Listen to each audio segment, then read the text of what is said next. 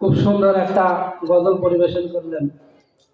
আসলে যাদের হৃদয়ে আল্লাহর ভয় থাকে তারা কোনোদিন পথভ্রষ্ট হয় না। কথা বলেন ঠিক কিনা? এই জন্য আল্লাহ পাক রব্বুল আলামিনের ভয় আমাদের অন্তরে জাগ্রত করতে হবে। এই পর্যায়ে আমাদের মাঝে কোরআন এবং হাদিস থেকে গুরুত্বপূর্ণ তাফসীর পেশ করবেন ঈশ্বরদী আলিম মাদ্রাসা কেন্দ্রীয় জামে মসজিদের খতিব আলহাজ হযরত মাওলানা জাকির হোসেন জোহা সাহেব। আমি তাকে তার গুরুত্বপূর্ণ তাফসীর পেশ করার জন্য সবিনয় অনুরোধ করছি। আসসালামু আলাইকুম ওয়া রাহমাতুল্লাহি ওয়া বারাকাতুহু। ভাই বিয়াদবি নেবেন না, আমি তো এলাকারই ছেলে। যারা দাঁড়াই আছেন, বসার সুন্দর জায়গা আছে, আমরা বসি। এরপরে বসাটা জায়গা অনুপাতেই হয়েছে আর কি। কেউ ডিসিতে আছে, কেউ বেলকনিতে আছে, কেউ নর্মালে আছে। ওই যে গাছের জন্য একটু উঁচু তো আমার যে ভাই, হ্যাঁ একটু, জি জি, আমরা সবাই একটু সামনে আগায় বসি। আমি তো প্রায় বলি যে আল্লাহ যাকে নিয়ে আসবেন কেবলমাত্র তিনিই আসবেন। এখানে প্রত্যেকটা শ্বাস প্রশ্বাসে আল্লাহর রহমতের ফেরেশতারা নেকি লিপিবদ্ধ করবেন। আমরা অন্য কোনো উদ্দেশ্যে আসি না। আলোচনার শুরুতেই প্রায় বলে থাকি যে এই সমস্ত মাহফিলে আসলে কমসে কম দুইটা ফায়দা হবে। কয়টা? দুইটা। আশপাশে তো অনেকগুলি প্রোগ্রামও হয়েছে।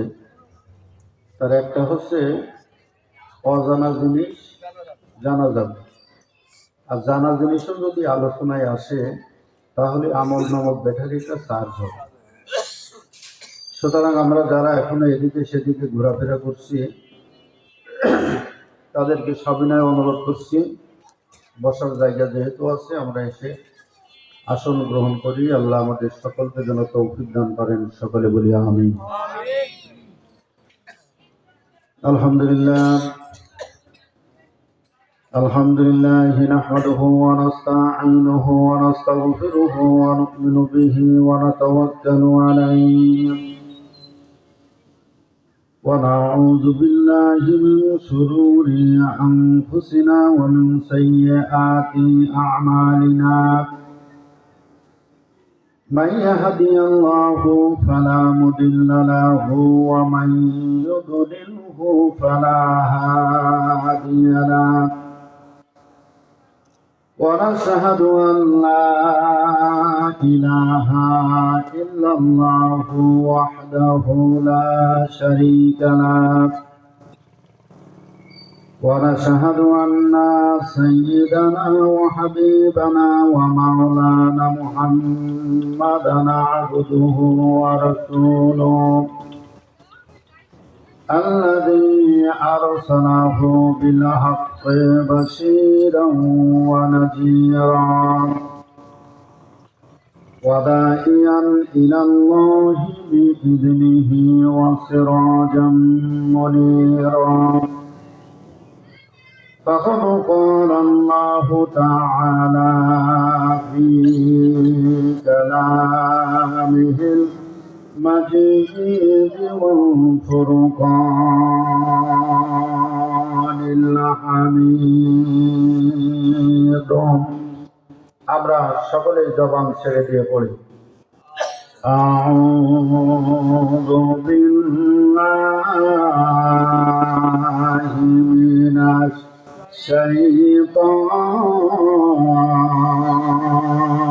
শাইতানির রাজীম।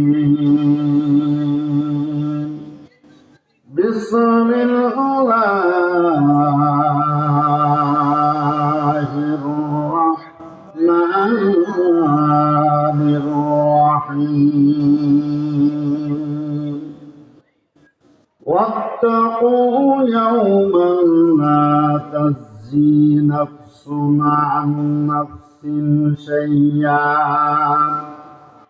ولا يقبل منها شفاعة ولا يؤخذ منها عدل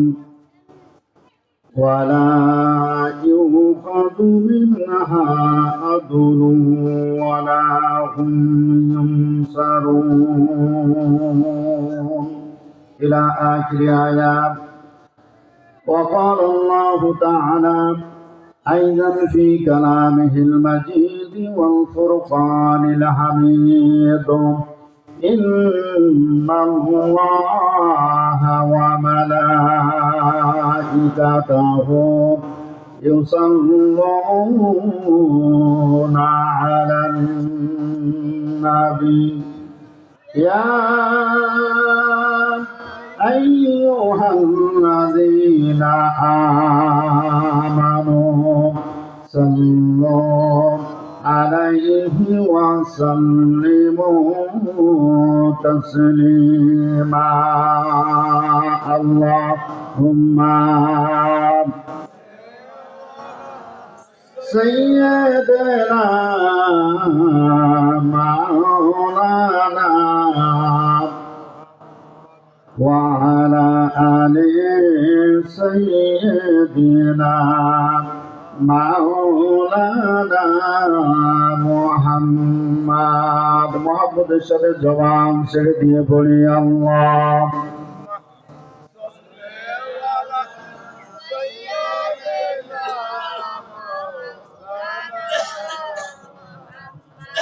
وعلى آل سيدنا رسولنا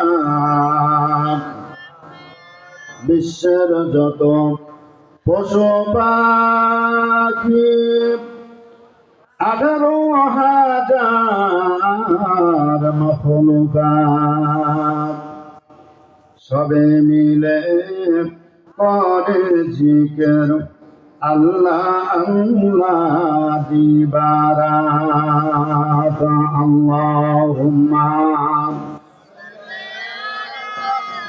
سيدنا مولانا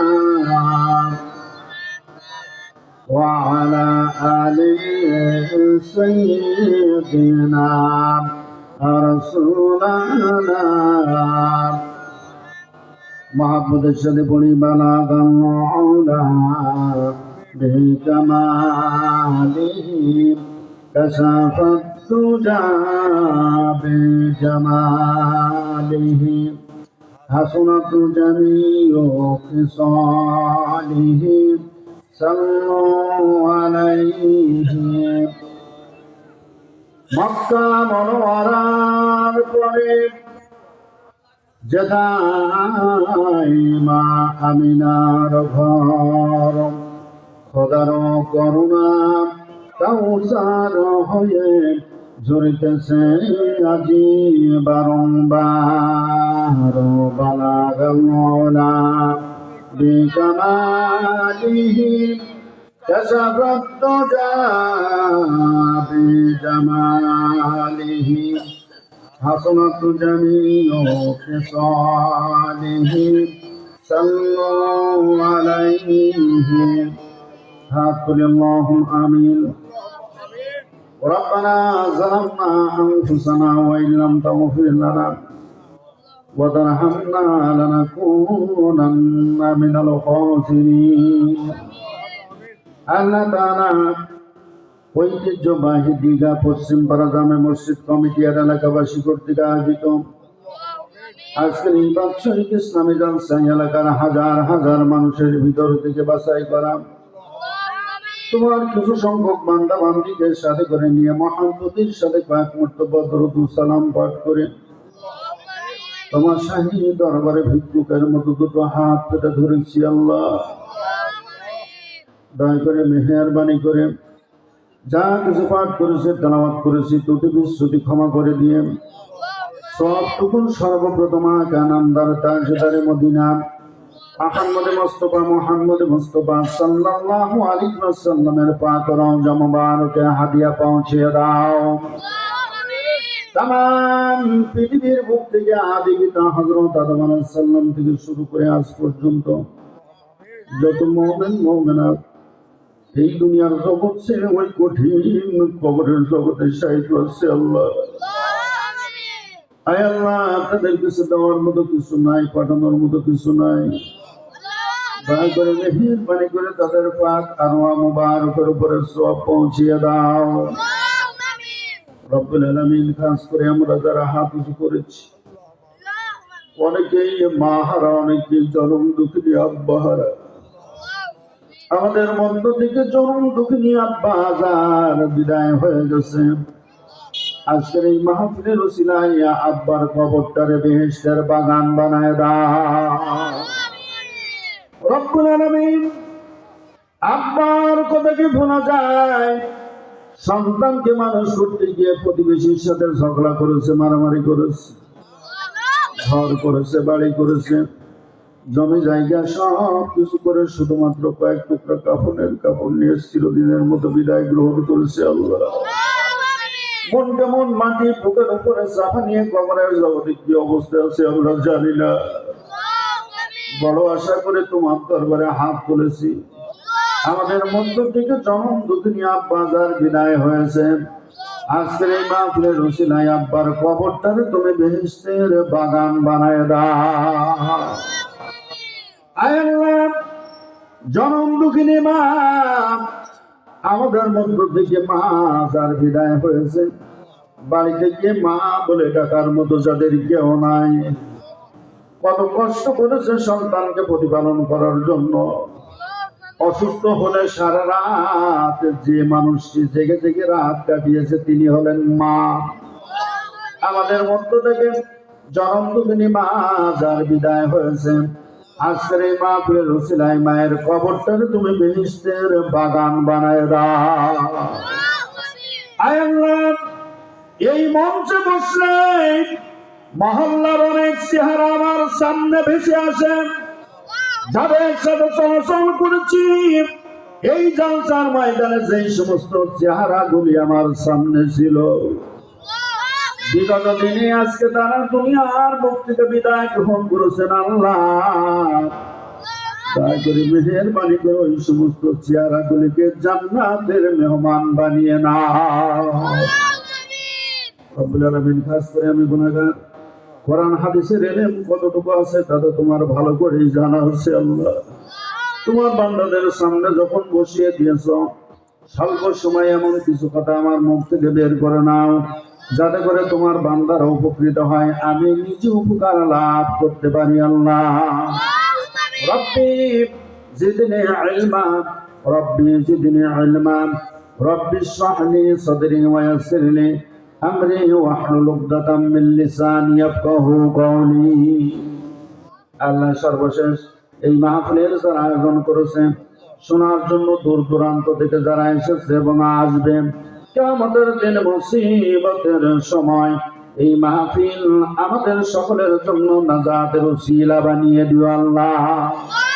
রব্বানা তাকাব্বাল মিন্না ইন্নাকা আনতাস সামিউল আলিম ওয়া তুব আলাইনা ইন্নাকা আনতাত তাওয়াবুর রহিম। সুবহান রাব্বিকা রাব্বিল ইজ্জাতি আম্মা ইয়াসিফুন ওয়া সালামুন আলাল মুরসালিন walhamdulillahi rabbil alamin waj'al akhira kalimatina indal mauti la ilaha illallah muhammadur rasulullah। একটু জিকির করুন, লা ইলাহা ইল্লাল্লাহ।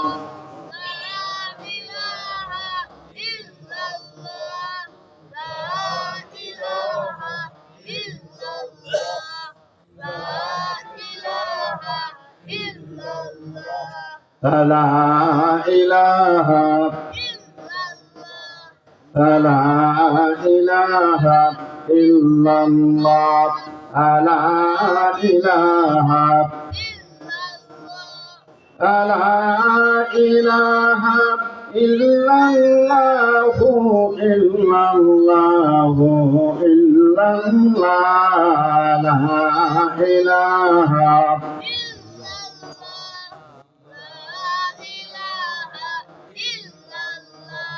লা ইলাহা ইল্লাল্লাহ লা ইলাহা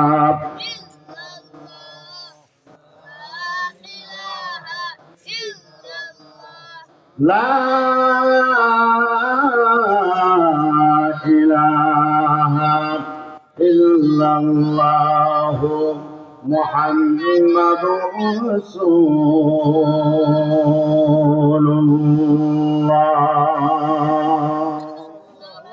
সকলে জোরে জোরে বলুন সাল্লাল্লাহু আলাইহি ওয়াসাল্লাম।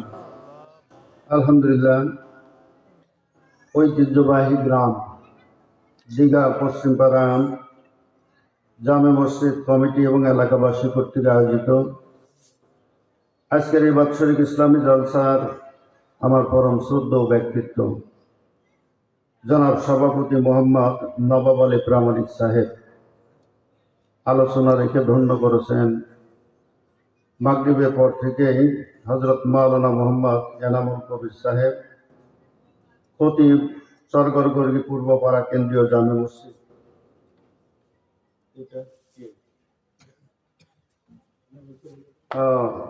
আচ্ছা আচ্ছা, ও এনামুল কবির। এরপরে আমার আগে অত্যন্ত গুরুত্বপূর্ণ কথা বলতেছিলেন আপনাদের এলাকার নাতি, আমার বন্ধুবর, তার আব্বা পাশে বসে আছে।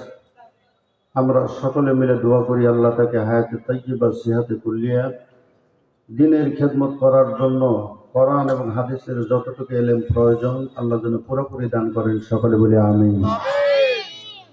আজকের এই মহতী জলসার প্রধান আলোচক যিনি ইতিমধ্যে এসে আপনাদের মাঝে উপস্থিত হয়েছেন, বিশিষ্ট ইসলামী চিন্তাবিদ হজরতুল আল্লাহ হজরত মাওলানা মোহাম্মদ আলী মর্তুজা খান সাহেব, পাবনা।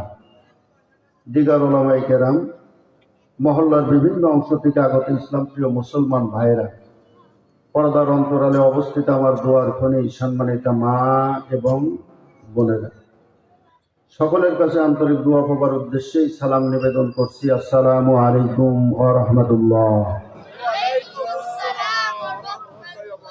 আল্লাহ সুবহানাহু ওয়া তাআলার দরবারে লাখো কোটি শুকরিয়া আদায় করছি, যার অশেষ মেহেরবানিতে বিভিন্ন প্রতিকূল পরিবেশ, প্রচণ্ড ঠান্ডা, প্রতিবন্ধকতা ইত্যাদি উপেক্ষা করে যথাসময়ে কোরআন এবং হাদিসের আলোচনায় আমাকে এবং আপনাদের সকলকে যে আল্লাহ অংশগ্রহণ করার সুযোগ করে দিয়েছেন, হৃদয়ের সবটুকু আবেগ উজাড় করে দিয়ে সেই মাহবুদের দরবারে শুকরিয়া আদায় করি। সকলে বলি আলহামদুলিল্লাহ।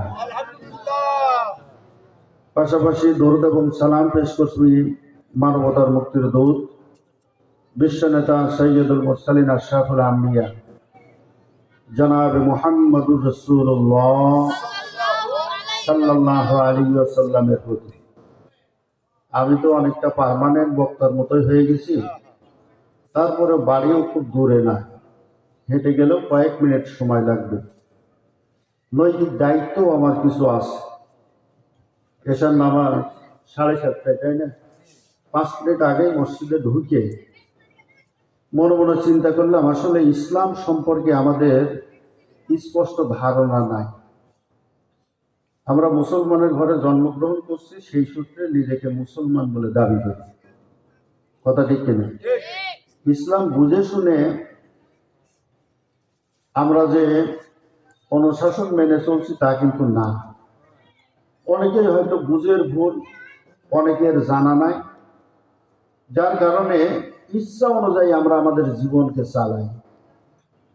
খুব ভালো করে নৈতিক দায়িত্ব নিয়ে কথাগুলি বলছি।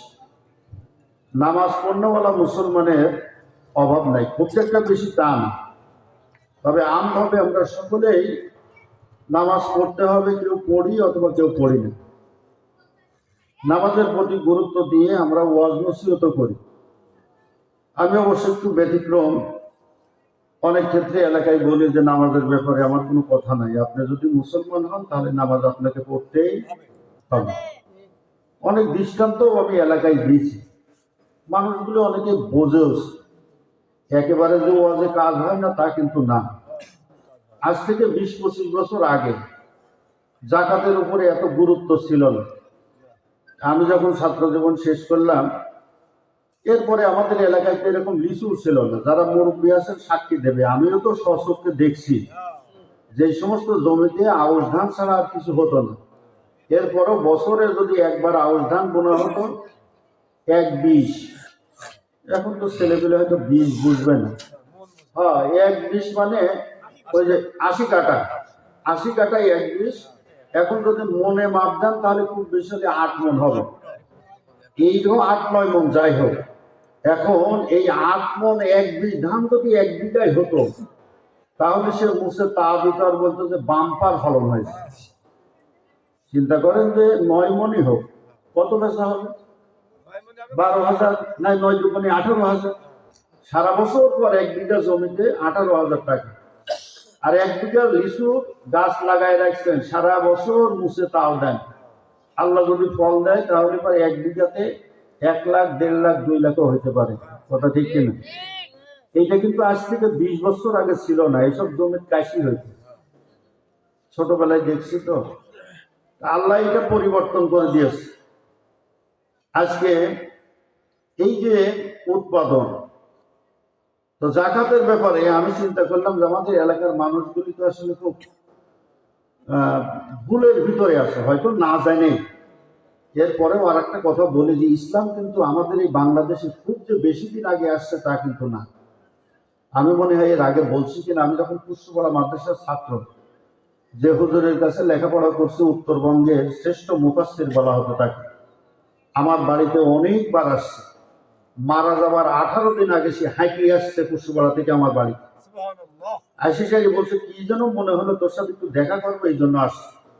সেটা কবে? যেদিনকে পাকশি ব্রিজ উদ্বোধন হয়, খালেদা জিয়া আসছিল উদ্বোধন করতে, সেই উদ্বোধনের দিন। উনি বলছে যে দেখ, আসলে এই যে কোরআন আমরা যে পড়ি, ওনার বাড়ির কাছে একটা কারিয়ানা প্রতিষ্ঠান আছে যাকে বলে মুমিন বাড়ি।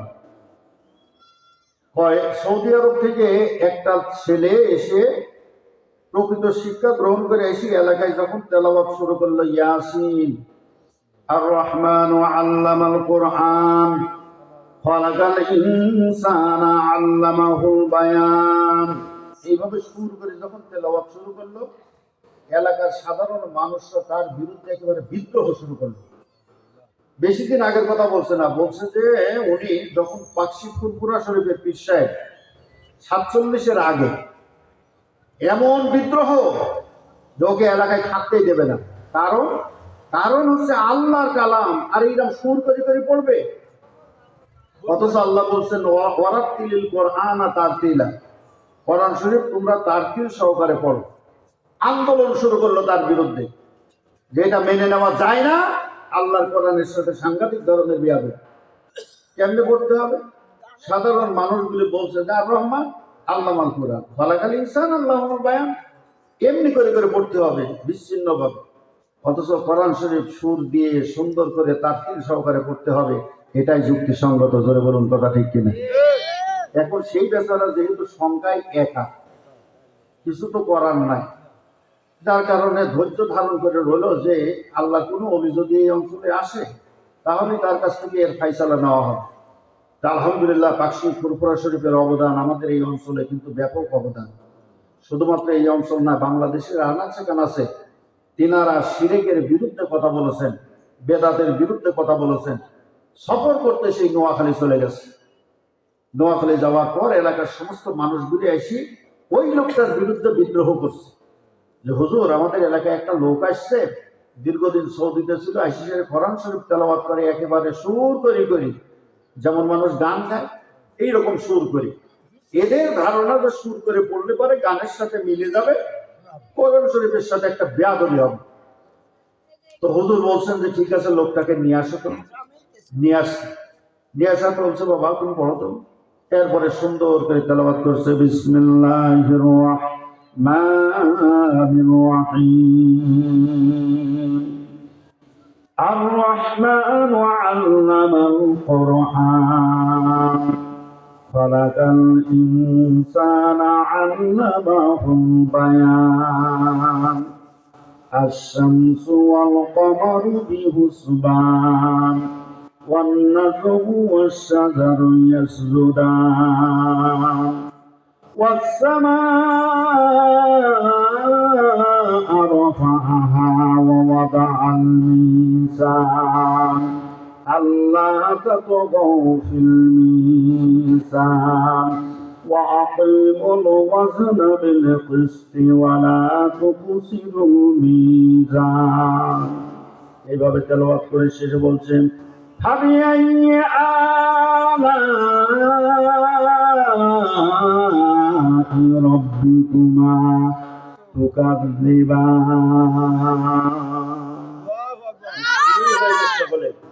এরপরে সকলে মনে মনে চিন্তা করছে এইবার হুজুর ঝাড়বে আর আমরা তার পক্ষ অবলম্বন করে যা করার দরকার তাই করব। এইবার হুজুর বলছে বাবা ইনি যা তেলাওয়াত করলো এটাই হচ্ছে প্রকৃত তেলাওয়াত, এতদিন পর্যন্ত তোমরা যা পড়েছো এটা সহি নয়, জোরে বলুন সুবহান। লোকটাও বাঁচলো, কোরআনেরও ইজ্জত রক্ষা হলো। আমি অনেক সময় এলাকার মানুষকে বলি যে আমরা মুসলমান হয়েছি বংশীয় সূত্রে, বাপ দাদাদের দেখে দেখে মুসলমান হয়েছি, অনেক সংশোধন আমাদের ভিতরে আসছে। আপনারা যেহেতু তিলিপপুরটা একেবারে কাছেই নাকি কন, যারা বয়স বেশি একটু সত্যিকার অর্থে সাক্ষী দেবেন, যাতে করে এই যে পরবর্তী প্রজন্মগুলি একটু শিক্ষা নিতে পারে। ইন্না মোল্লা কাল্লা, আগে যে কোরবানি এত তো ব্যাপক হারে হইতো না, একটু সত্যিকার কথা বলবেন। তার আগে কি নাম আপনার? ও দিছেন না? ইন্না মোল্লা কাল্লা, কোরবানি যে জবাই করবে সে কাল্লাটা নিয়ে চলে যাবে। আচ্ছা এখন বলেন তো সঠিক ফতুয়াটা কি? কোরবানি থেকে যদি কোরবানিকারীকে এক টুকরা মাংস দেওয়া হয়, ভুল বুঝেন না, হাদিয়া হিসাবে আপনি সম্পূর্ণ দিয়ে দেন, কোনো অসুবিধা নেই, কিন্তু পারিশ্রমিক হিসাবে ভালো করে বুঝে নিন। আসলে আমাদের বুঝের ভুলের কারণে অনেক কিছু আমরা কিন্তু ভুল করতেছি।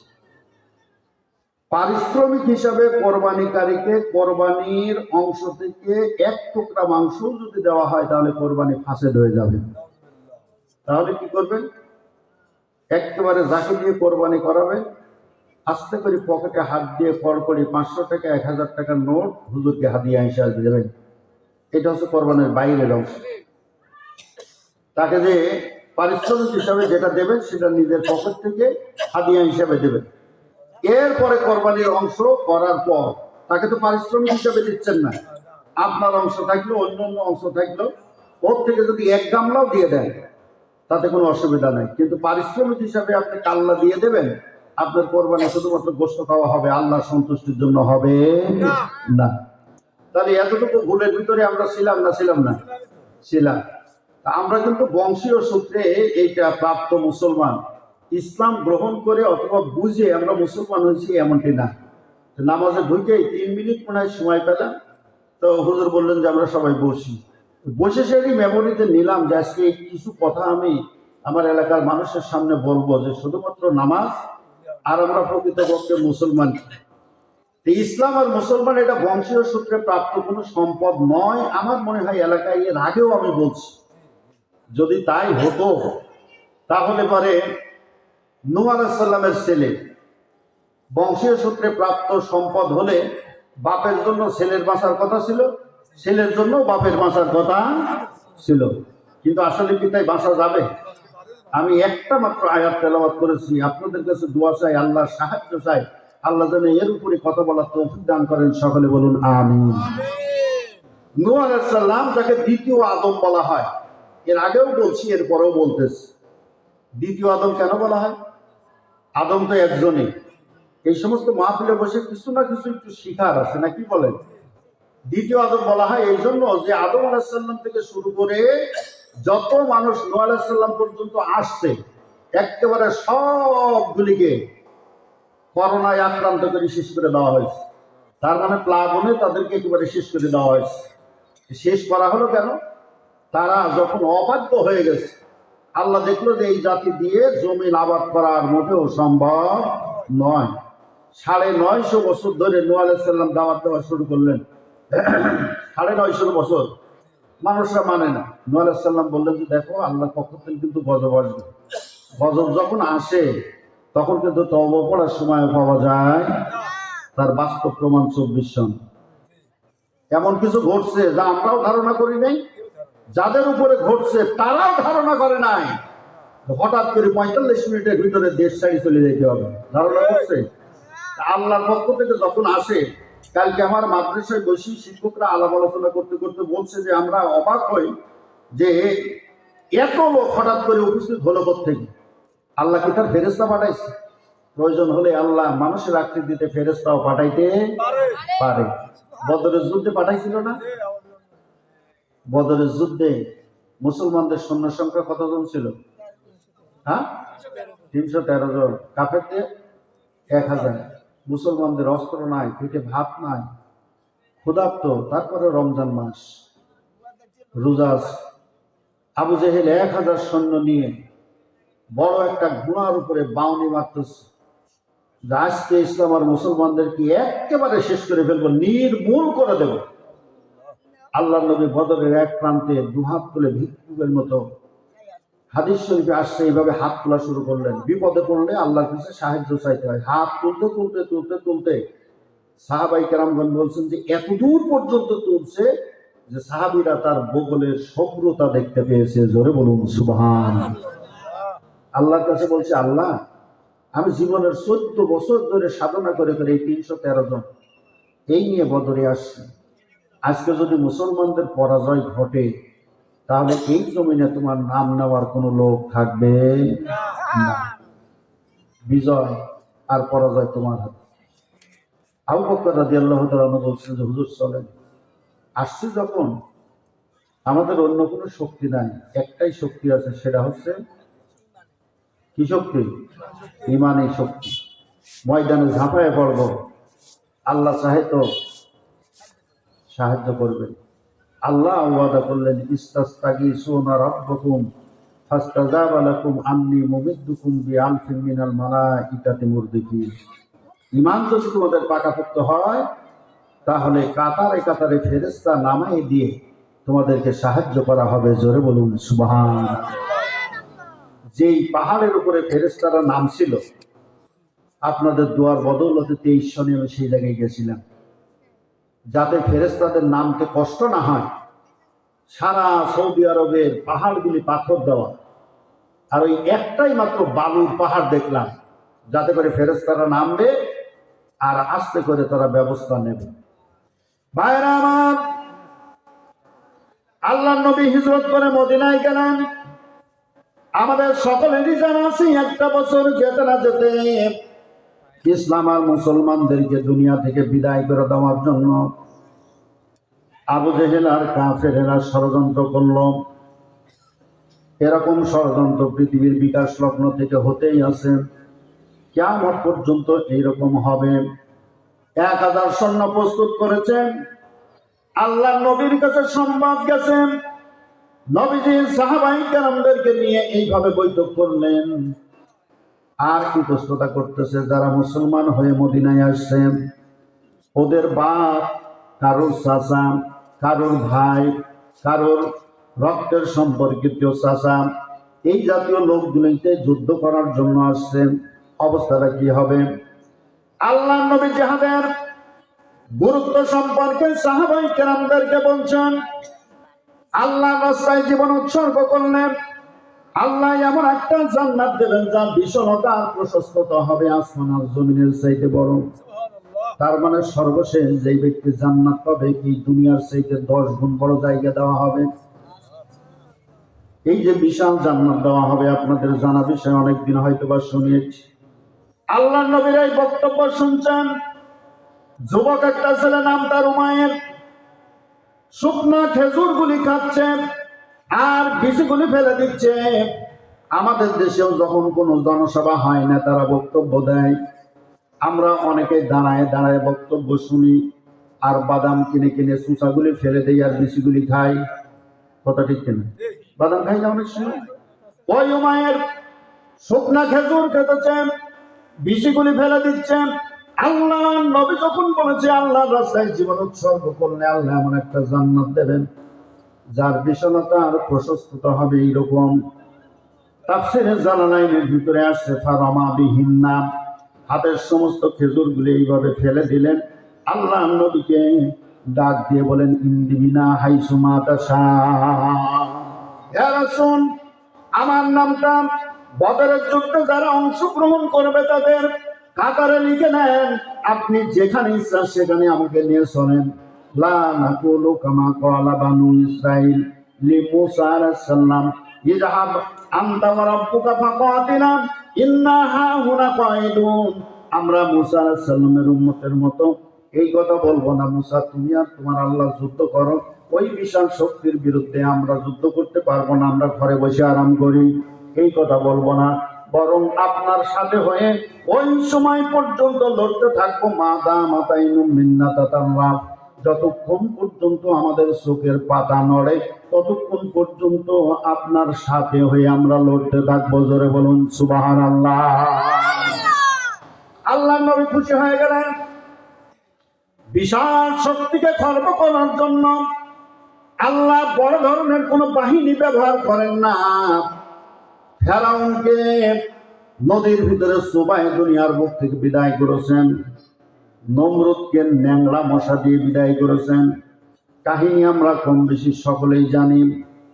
এইবার মাআজ আর মুআব্বাস 12-13 বছরের দুইজন কিশোর আল্লাহ নবীর কাছে এসে বলছে ইয়া রাসূলুল্লাহ ইয়া হাবিবাল্লাহ, আমরাও যুদ্ধ যাব, আমাদেরকে নিতে হবে। একজনের বয়স 12 বছর, আরেকজনের বয়স 13 বছর। আপনারা বলেন 12-13 বছরের ছেলেরা এখনো ন্যাংটা হয়ে খেলাধুলা করে, এরা যদি যুদ্ধে যেতে চায় তাদের কি পারমিশন দেওয়া যায়? আল্লাহ নবী বলছেন নিজেদের জীবন নিয়েই তো টান টানাটানি, তোমরা কেমনে যুদ্ধে যাবে? দুজন বলছে হুজুর আমার মা আপনার দরবারে পাঠিয়েছে, আমরা যদি জিহাদের ময়দানে শহীদ হই কিয়ামতের দিন আমার মা আল্লাহর দরবারে দাঁড়িয়ে শহীদের জননী হিসাবে গর্ববোধ করবে, এই জন্য আমাদের মা আমাদের দুইজনকে পাঠিয়েছে, হুজুর ফেরত দেবেন না। আল্লাহ নবী বলছেন তোমাদের দুইজনের বড় জনকে কোন রকম নেওয়া যায়, কিন্তু যে ছোট তাকে তো গ্রহণ করা যায় না, নিজেই চলতে পারে না, সে যুদ্ধ করবে কেমনে?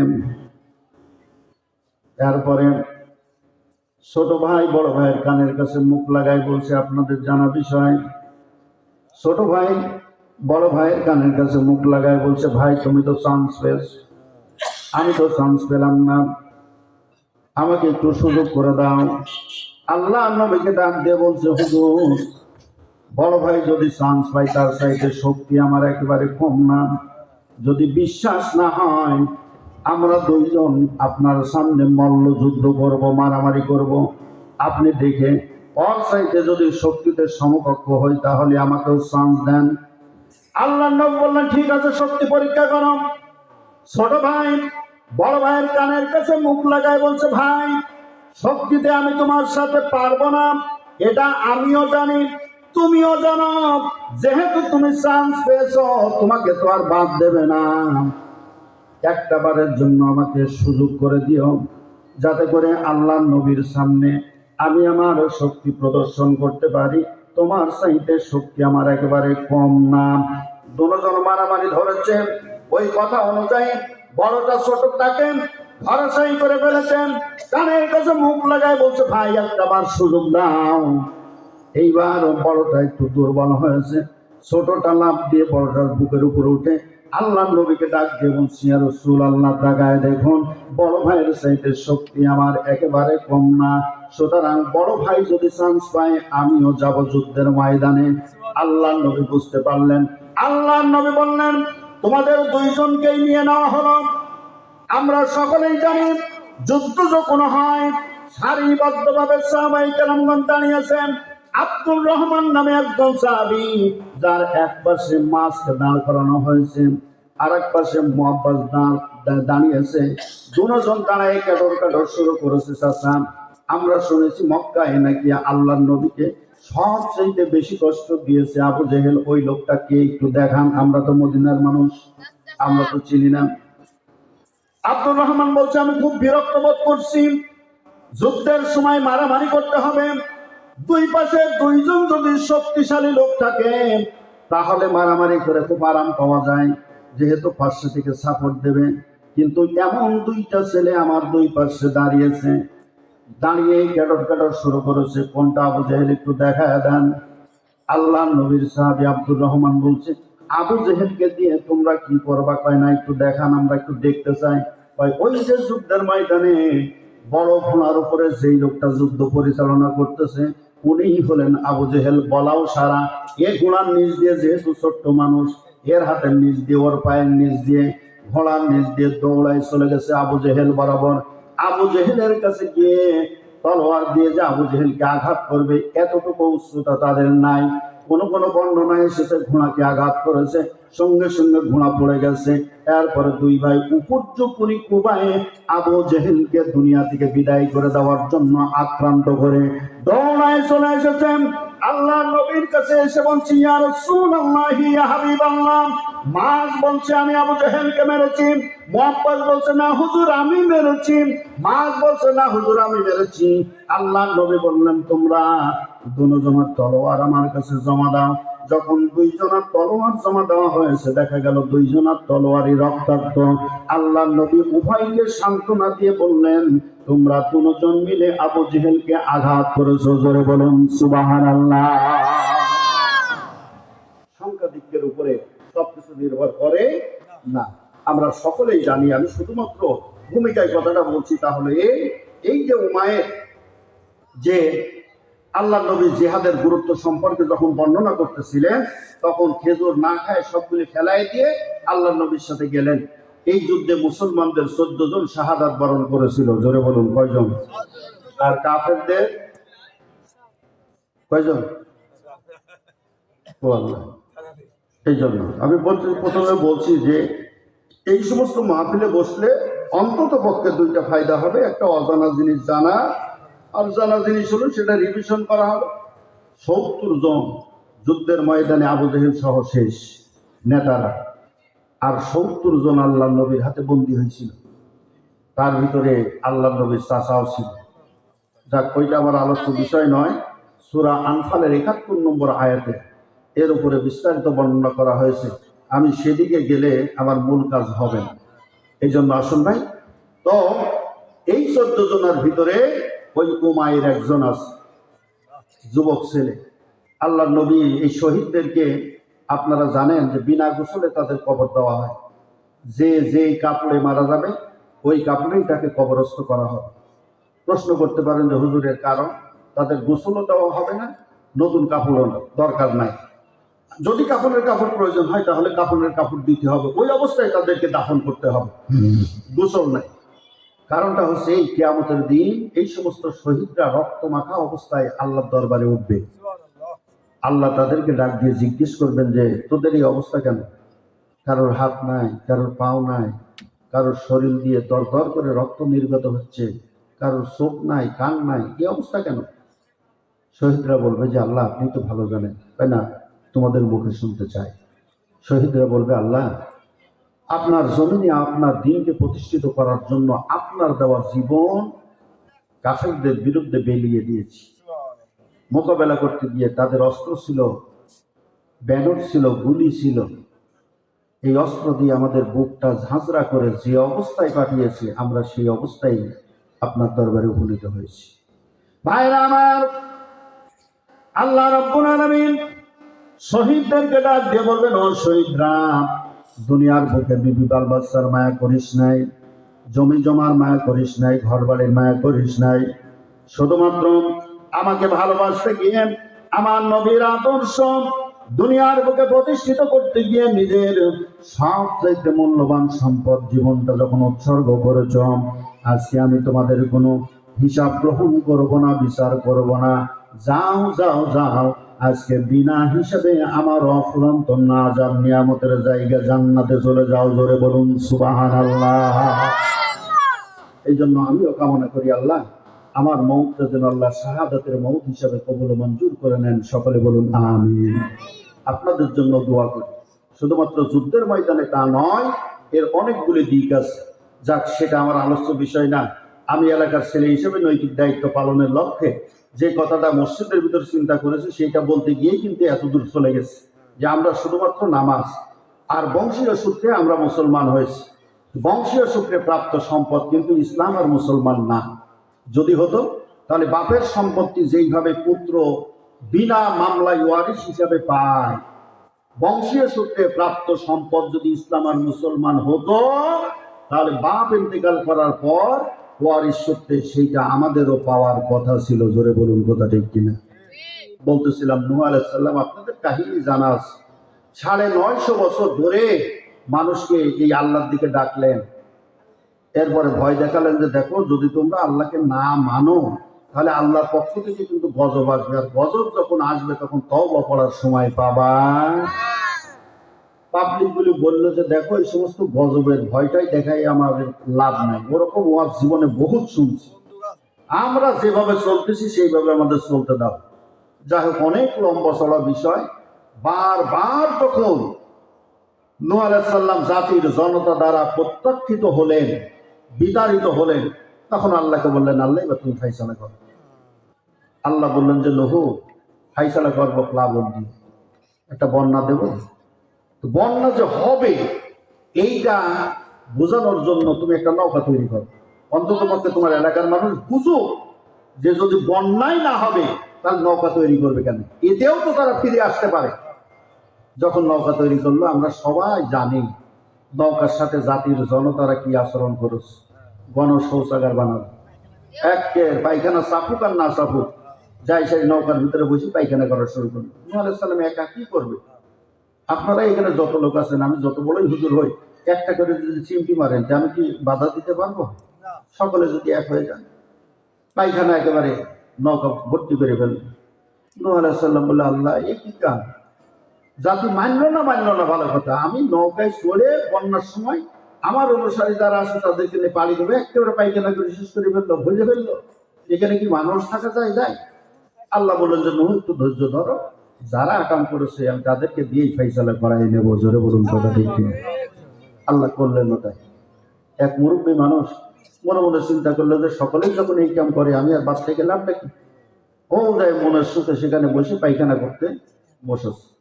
শরীরের স্ট্রেংথ রক্ষা করতে না পারে ধপাস করে পড়ে গেছে। এখন অনেকের পায়খানায় নৌকা তো ঘুরে আসে, ডুবে গেছে। এক সুবানি খেয়ে উঠে দেখে যে হাই রে, সুঘ্রাণ শরীরে, মলের যে একটা দুর্গন্ধ তা নাই, সুঘ্রাণের সমস্ত শরীর ভরপুর হয়ে গেছে। তাড়াতাড়ি করে নামে পায়খানা পরিষ্কার করে আস্তে করে বাড়ির দিকে রওনা করেছে। মনে মনে চিন্তা করছে, অন্তত পক্ষে পাবলিক তো দেখে না, ইজ্জতটা রক্ষা করতে হবে। ধুয়ে যখন রওনা করেছে, চেহারাই ছিল ধলা বেড়ান। আমাদের দেশে অনেকের আছে না এরকম ধলা বেড়ান? বেচারা এক সুবানি খাওয়ার সাথে সাথে সমস্ত ধলা বেড়ামগুলি এক মুহূর্তে ভালো হয়ে গেছে। জোরে বলুন সুবহানাল্লাহ। ব্যারাম ভালো হয়েছে ভালো কথা, চেহারা তার পরিবর্তন হয়নি। একজনের সাথে দেখা হয়েছে, কি ব্যাপার, তুমি অমুক গ্রামের অমুকের ছিল, অমুক না? জি। তো তোমার শরীরে যে এরকম চক্রা বকরা ধলা ব্যারাম ছিল, গেল কি করে? ভাই লজ্জা দিও না। এইরকম নূহ আলাইহিস সালামের কিস্তিতে সকলেই ওই কাজ করে, আমিও মনে সুখে গেছি, ধপাস করে পড়ে গেছি। ওটার সাথে সাথে সমস্ত শরীর আমার সুঘ্রাণে পরিপূর্ণ হয়েছে, আর এক মুহূর্তের ভিতরে ধলা ব্যারামও ভালো হয়ে গেছে। জোরে বলুন সুবহানাল্লাহ। লোকটা মনে মনে মন্তব্য করতেছে, হতেও পারে অনেকের পায়খানা একত্রিত হয়ে হয়তো বা এমন এক আজমিরি সালসা তৈরি হয়েছে যা সমস্ত রোগের মহা ওষুধ হিসেবে কাজ করবে। বাঙালিদের এইটা বোঝানো কিন্তু খুব সহজ। এই যে কিছুদিন আগে ঝেনাইদহ ছিল না, পানি পড়া খাইলে পরে যাবতীয় রোগ ভালো হয়ে যায়। পাবলিক হাইরে যাওয়া শুরু করছে, এখন আর কেউ যায় না। বাইরে আমার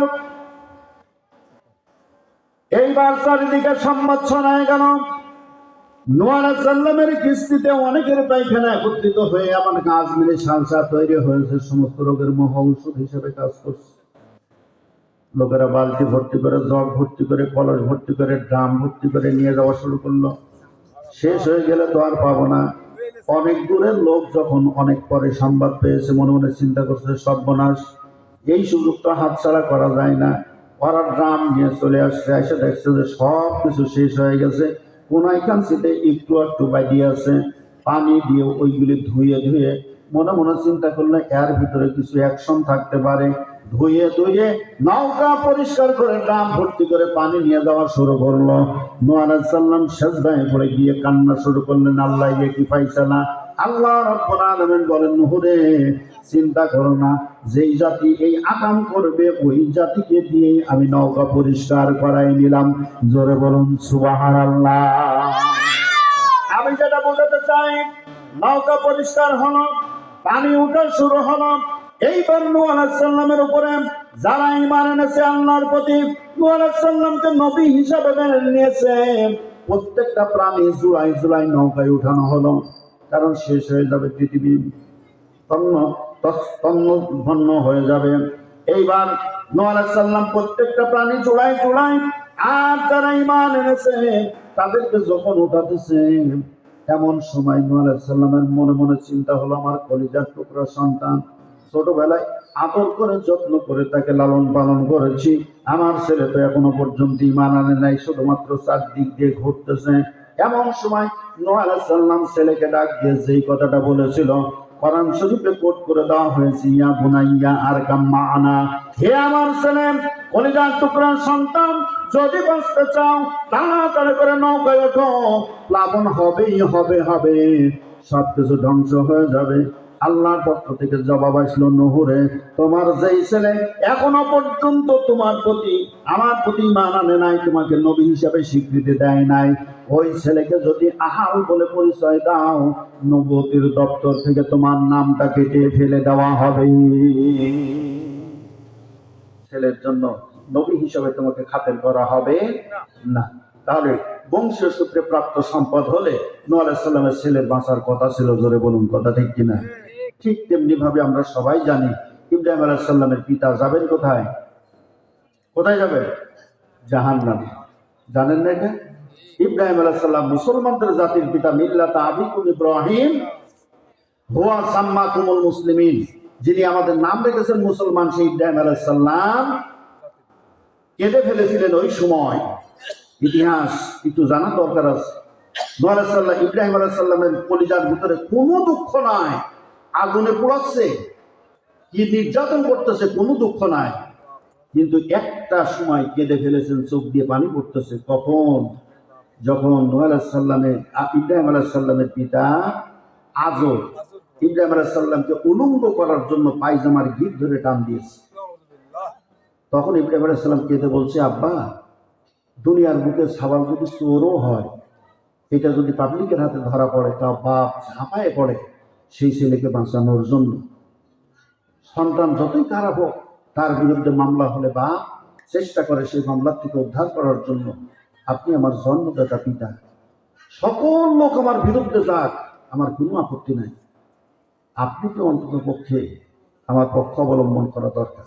ও আমি ওয়াদা করতেছি, আমাকে বেইজ্জতি করবেন না, কিয়ামতের দিন আল্লাহর দরবারে আপনার জন্য সুপারিশ করব। জোরে বলুন সুবহানাল্লাহ।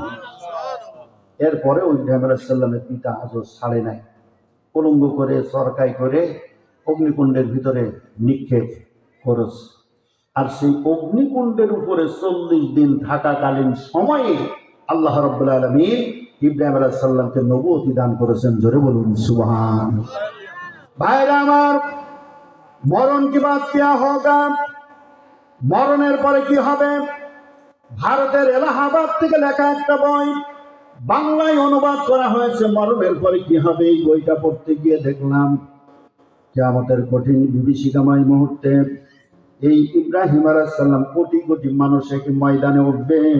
ওই দিন ইব্রাহিম আলাইহিস সালামের সাথে ইব্রাহিম আলাইহিস সালামের পিতার সাক্ষাৎ হবে। যখন অস্থির, আর পালাবার কোনো রাস্তা নাই, ইব্রাহিম আলাইহিস সালামের পিতা এই সময় ইব্রাহিম আলাইহিস সালামের কাছে গিয়ে বলবে, বাবা দুনিয়ার বুকে বুঝতে পারি নাই, কত ওয়াজ করেছো, সেই ওয়াজগুলি আমলে নেই নাই, ইচ্ছা অনুযায়ী চলেছি, আজকে জাহান্নামের টিকিট পেয়ে গেছি। ও বেটা, আমি তো তোমার জন্মদাতা পিতা, তোমার চোখের সামনেই আমি জাহান্নামে যাব, এইটা কি তোমার মায়া লাগবে না? ও বাবা, দুনিয়ার বুকে যত অন্যায় করি না কেন, আজকে তোমার আল্লাহর সাথে সম্পর্ক ভালো, দয়া করে মেহেরবানি করে তোমার আল্লাহর কাছে আমার জন্য একটু সুপারিশ করো। ভাইরা আমার, যে আয়াতটি তেলাওয়াত করেছি, ওয়াত্তাকু, ভয় করো, ইয়াওমান, সেই দিবসকে, লা তাজজি নাফসুন আন নাফসিন শাইআ, যেই দিন কোনো আত্মার উপকারে আসবে না, ওয়ালা ইউকবালু মিনহা শাফাআতুন, কারোর পক্ষ থেকে সুপারিশ গ্রহণ করা হবে না, ওয়ালা ইউখাযু মিনহা আদলুন, কারোর পক্ষ থেকে কোনো প্রতিদানও গ্রহণ করা হবে না, ঘুষ গ্রহণ করা হবে না, উপঢৌকন গ্রহণ করা হবে না, ওয়ালা হুম ইউনসারুন, আর তারা সাহায্যকারীও পাবে না। এইবার ইব্রাহিম আলাইহিস সালাম বাপের কাকুতি মিনতি দেখেন, দয়া থাকবেন, আল্লাহর কাছে সুপারিশ করবে, আয় আল্লাহ, আপনি দুনিয়ার বুকে যখন মানুষগুলি আমাকে উলঙ্গ করেছে, আপনি আমার কাছে ওয়াদা করেছেন আখিরাতের ময়দানে আপনি আমাকে বেইজ্জতি করবেন না। আমার জনম দুঃখিনী পিতা আমার চোখের সামনেই জাহান্নামে যায়, এটা কি আমার জন্য বেইজ্জতি নয়? আল্লাহ, আমি আমার আব্বাকে মাফ করে দিলাম, আব্বার জন্য আপনার কাছে সুপারিশ করতেছি, দয়া করে মেহেরবানি করে আব্বাকে মাফ করে দেন, জাহান্নাম থেকে ফিরাই আপনার আব্বার জন্য জান্নাতের ব্যবস্থা করে দেন। বারবার এইভাবে সুপারিশ করতে থাকবেন, আল্লাহর পক্ষ থেকে জবাব আসবে, ইব্রাহিম মুসলমানদের জাতির পিতা হতে পারো, আমার পাঠানো পয়গম্বর হতে পারো, আজর তোমার পিতা হতে পারে, তুমি তারে মাফ করে দিতে পারো, কিন্তু আমার পাঠানো পয়গম্বর ইব্রাহিমের সাথে দুনিয়ার বুকে তোমার পিতা, অর্থাৎ তোমার সাথে তোমার পিতা আজর যে আচরণ করেছে, তুমি মাফ করলেও আমি আল্লাহ আজকে তাকে মাফ করব না। এরপরে আকৃতি পরিবর্তন করে দেওয়া হবে, বেজি বানিয়ে দেওয়া হবে, ফেরেশতাকে অর্ডার করা হবে লেজটা ধরে আস্তে করে জাহান্নামের ভিতরে নিক্ষেপ করা। প্রিয় ভাইরা আমার, আমার যেটা বলার অর্থ তা হলো এই যে ইসলাম আর মুসলমান বংশীয় সূত্রে প্রাপ্ত কোনো সম্পদ নয়। ইসলাম যে মানবে সে বাঁচবে, আর যে মানবে না সে বাঁচবে না। নূহ আলাইহিস সালামের পিতা, নূহ আলাইহিস সালামের ওসিলায় বাঁচার কথা ছিল, এরপরে ইব্রাহিম আলাইহিস সালাম এর পিতা আদম ইব্রাহিম আলাইহিস সালামের ওসিলায় বাঁচার কথা ছিল। আল্লাহ রাব্বুল আলামিন বলছেন, ইয়াওমান, সেই দিনকে ভয় করো, লা তাজজি নাফসুন আন নাফসিন শাইআ, যেই দিন কোনো আত্মার উপকারে আসবে না, কারোর পক্ষ থেকে সুপারিশ গ্রহণ করা হবে না, কারোর পক্ষ থেকে কোনো উপঢৌকন সেই দিন গ্রহণ করা হবে, যা কিছু গ্রহণ করা এই দুনিয়ার বুকে ওই দিন কোনো গ্রহণ করা হবে না। ভাইরা আমার, এই জন্য আমি মসজিদে প্রবেশ করে মনে মনে চিন্তা করলাম, আমার এলাকার মানুষগুলি শুধুমাত্র মনে করেন 5 ওয়াক্ত নামাজ পড়লেই বুঝি জান্নাতে চলে যাওয়া যাবে। Islam is the complete code of life. ইসলাম হচ্ছে পূর্ণাঙ্গ জীবন ব্যবস্থা। আজান হলো, মসজিদে গেলেন, 5 ওয়াক্ত নামাজ আদায় করলেন। এইটা রজবের মাস, এই নামাজ কিন্তু নবুয়ত পাওয়ার সঙ্গে সঙ্গে ফরজ হয়, হয়েছে নাকি? নবুয়ত পেয়েছে 40 বছর বয়সে, আর এই নামাজ আসছে কিন্তু 51 বছর বয়স। আল্লাহ নবীর বয়স যখন 51-52, সেই সময় আনুষ্ঠানিকভাবে নামাজ ফরজ হয়েছে। তার আগে যে দায়িত্বটা ছিল তা হলো এই, জমিন আমার, সকল ক্ষেত্রে আমার বিধান প্রতিষ্ঠিত হোক, এই জন্যই রাসূলকে পৃথিবীর বুকে প্রেরণ করা হয়েছিল। জোরে বলুন সুবহানাল্লাহ। এখন আপনারাই ফতোয়া দেন, আমরা যেই সমাজে বসবাস করতেছি সকল ক্ষেত্রে কি শরীয়তের বিধান অনুযায়ী সবকিছু চলতেছে? কোর্ট কাছারি, হাট ঘাট মাঠ, এমনকি রাস্তায় যে চলাচল করি, এটাও কি শরীয়তের বিধান মোতাবেক চলতেছে? আমরা যাওয়ার সময় রাস্তার কোন পাশ দিয়ে যাই? জি, বাম পাশ দিয়ে। সৌদি আরবে যারা গেছেন তারা তো সশক্তে দেখে আসছেন, ড্রাইভারও বসে যেদিকে, ডান দিকে ওরা সব রাস্তা টার্ন নেয় ডান দিকে। আর আমরা চলি বাম দিকে। ইসলাম হচ্ছে ডানপন্থী। এখন রাস্তায় চলাচল থেকে শুরু করে কোথাও ইসলামের পূর্ণাঙ্গ বিধান নাই। এখন যদি জিজ্ঞেস করেন যে তাহলে রাসূল আসছিল কেন, আমরা এবার কোরআনের কাছে জিজ্ঞেস করবো যে কোরআন একটু বলে দাও না যে রাসূল কেন আসছিল পৃথিবীর বুকে। ভাইরা আমার, আল্লাহ রাব্বুল আলামিন 28 নম্বর পারা সূরা সফে ঘোষণা করছেন, হুয়াল্লাযী আরসালা রাসূলাহু বিল হুদা ওয়া দীনিল হক লিইয়ুযহিরাহু আলাদ-দীনি কুল্লিহি ওয়ালাউ কারিহাল মুশরিকুন। আল্লাহ রাব্বুল আলামিন বলেন, রাসূলকে এই জন্যই পৃথিবীর বুকে প্রেরণ করা হয়েছে যাতে করে মানুষের তৈরি করা যত মত, যত পথ, যত আইন, যত কানুন, যত পন্থা, যত পদ্ধতি রয়েছে, সমস্ত পন্থা পদ্ধতি আইন কানুনের মূলোৎপাটন করে জমিন যেহেতু আমার, সকল ক্ষেত্রে আমার আইনকে প্রতিষ্ঠিত করার জন্যই রাসূলকে প্রেরণ করা হয়েছে। জোরে বলুন সুবহানাল্লাহ। আজকে আমরা যেই সমাজে বসবাস করছি সেই সমাজে আল্লাহর আইন নাই, কোর্ট কাছারিতে আল্লাহর আইন নাই, সামাজিক বিচারে আল্লাহর আইন নাই, রাস্তাঘাটে চলবো আল্লাহর আইন নাই, ব্যবসা বাণিজ্য করবো সেখানে আল্লাহর আইন নাই। অথচ রাসূলকে পাঠানো হয়েছিল, আর যতক্ষণ পর্যন্ত আল্লাহর আইন সকল ক্ষেত্রে প্রতিষ্ঠিত না হয়, মুসলমান হিসাবে আমাকে আমার আঙ্গিকে, আপনাকে আপনার আঙ্গিকে, সকলের জন্য জরুরি আল্লাহর আইনকে প্রতিষ্ঠিত করার প্রচেষ্টা করা। কতটা বুঝলেন? প্রচেষ্টা করা, আইন প্রতিষ্ঠিত করেই যেতে হবে, এই কন্টেক্টরে কিন্তু আমরা মানুষ হিসাবে নেই। তবে প্রচেষ্টা আমাদের করতে হবে। নূহ আলাইহিস সালাম 950 বছর ধরে দ্বীন ইসলাম প্রতিষ্ঠিত করে যেতে পারেন নাই। এই জন্য কিয়ামতের দিন আল্লাহকে ডাক দিয়ে বলবেন, নূহ রে, তোকে নবী হিসাবে পাঠাইছিলাম, অথচ আমার দ্বীন প্রতিষ্ঠিত করে আসিস না, এসে জাহান্নামে যা। আল্লাহ কি বলবেন? আমাদের দায়িত্ব হচ্ছে প্রচেষ্টা করা। কখন ফাইসালা হবে সে দায়িত্ব কার? আল্লাহ। এই জন্য আমি আপনাদের সামনে একটা মাত্র আয়াতই তেলাওয়াত করেছি যে দুনিয়ার জীবন আমাদের একদিন শেষ হয়ে যাবে। গতকালকেও একটা জানাজায় অংশগ্রহণ করলাম, তার কয়েকদিন আগে গত পরশুদিন একটা জানাজার ইমামতিও করলাম। এইভাবে কত মানুষ আমাদের কাছ থেকে চলে যাচ্ছে, যারা চলে যাচ্ছে কিয়ামতের আগ পর্যন্ত আর তারা ফিরে আসতে পারবে না। সেই দিনকে ভয় করো, যেই দিন কোনো আত্মারও উপকার আসবে না। ভাইরা আমার, এই যে মানুষগুলি চলে যাচ্ছে, তাদের ভালো মন্দ কিছুই করার ক্ষমতা নাই। হাদিস শরীফে এসেছে, আপনাদের শুনতে শুনতে হয়তো বা মুখস্থ হয়ে গেছে, ইজা মাতাল ইনসান, মানুষ যখন মরে যায়, ইনকাতা আনহু আমালুহু ইল্লা মিন সালাসাতিন, তখন তার আমলগুলি কেটে দেওয়া হয়। ভালো করার ক্ষমতা থাকে না, মন্দ করার ক্ষমতা থাকে না। কিন্তু মন্দ কোনো কাজ যদি সমাজে করে যায়, ওই ব্যক্তি মারা যাবার পর ওই মন্দ কাজটা পৃথিবীর বুকে যতদিন পর্যন্ত প্রতিষ্ঠিত থাকবে, আর যত মানুষ ওই মন্দ কাজকে অনুসরণ করে গুনাহ করবে, ওই গুনার ভাগও কিন্তু যিনি প্রতিষ্ঠিত করেছিলেন কবরে চলে যাওয়ার পর তাকে নিতে হবে। জোরে বলুন কথা ঠিক কিনা? তেমনি ভাবে আল্লাহ নবী বলেছেন, 1 নম্বরে সাদাকাতুন জারিয়াতুন, জনকল্যাণমূলক কাজ, পৃথিবীবাসী উপকৃত হয়, আল্লাহ খুশি হন। আল্লাহ রাসূলের দেখানো পথ অনুযায়ী কেউ যদি কোনো কাজ করে থাকে, আর ওই কাজটা পৃথিবীর বুকে যতদিন পর্যন্ত প্রতিষ্ঠিত থাকবে, ততদিন পর্যন্ত সওয়াবের একটা অংশ তার আমলনামায় যুক্ত হতে থাকবে। এই ভালো কাজগুলি কি প্রত্যেকের বিবেকী এক একটা করে আদালত, যদি বিবেককে জিজ্ঞেস করা হয়, বিবেকী তার জবাব দিয়ে দেবে।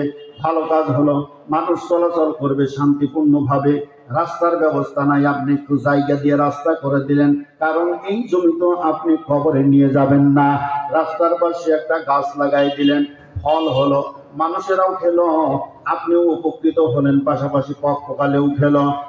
রাস্তার পাশে একটা গাছ লাগাই দিলেন, এক এলাকায় পানি নাই, একটু পানির ব্যবস্থা করে দিলেন, এলাকাবাসী উপকৃত হলো।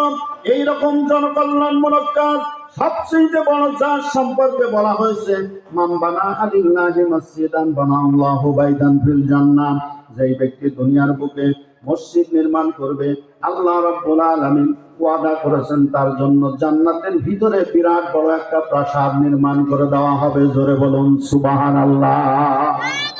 ভাইরা আমার, আজ থেকে 20-25 বছর আগে ছোট্ট একটা মসজিদ ছিল, লোক সংকলন হয় না, আজকে দোতলা মসজিদ হয়ে গেছে। এই যে আপনারা একটা মসজিদ তৈরি করেছেন, যেই সমস্ত মুরব্বীরা যাদের সাথে চলাচল করেছি, যাদেরকে চোখে দেখেছি, এই মসজিদের জন্য সিমেন্ট বালি মানুষের কাছে সহযোগিতা নেওয়া জালসায় আজ থেকে 15-20 বছর আগে আমিও ওই ময়দানে যতটুকু আশা করেছি তার দ্বিগুণ, এইটা আমার জীবনের রেকর্ড। যত বস্তা সিমেন্ট চেয়েছি তার দ্বিগুণ বস্তা সিমেন্ট চলে এসেছে, শুধুমাত্র আল্লাহর সন্তুষ্টির জন্য, মসজিদের ভালোবাসায় আপনারা উৎসর্গ করেছেন। যেই ব্যক্তি মান বানা আলিল্লাহি মসজিদান বানাল্লাহু লাহু বাইতান ফিল জান্নাহ, যেই ব্যক্তি দুনিয়ার বুকে একটা মসজিদ নির্মাণ করবে, আল্লাহ রাব্বুল আলামিন তার জন্য জান্নাতের ভিতরে একটা বিরাট বড় প্রাসাদ নির্মাণ করে দেবেন। মসজিদ প্রতিষ্ঠিত হয়েছে, কিন্তু এইটা পরিচালনার জন্য অর্থের প্রয়োজন আছে না নাই? জোরে বলুন আছে না নাই? আপনার জীবনে, আমার জীবনে এইটা সর্বশেষ জালসা হয়ে যেতে পারে।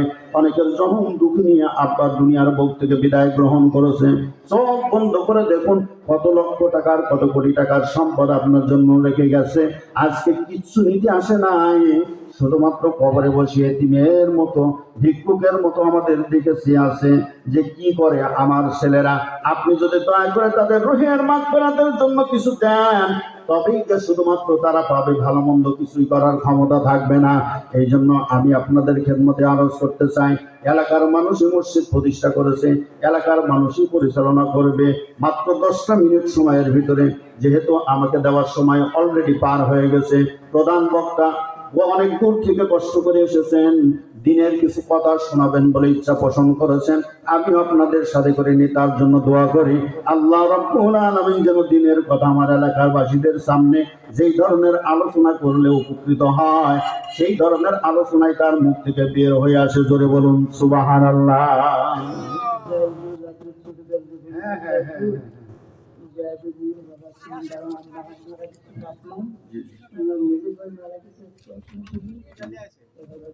আলহামদুলিল্লাহ আলহামদুলিল্লাহ।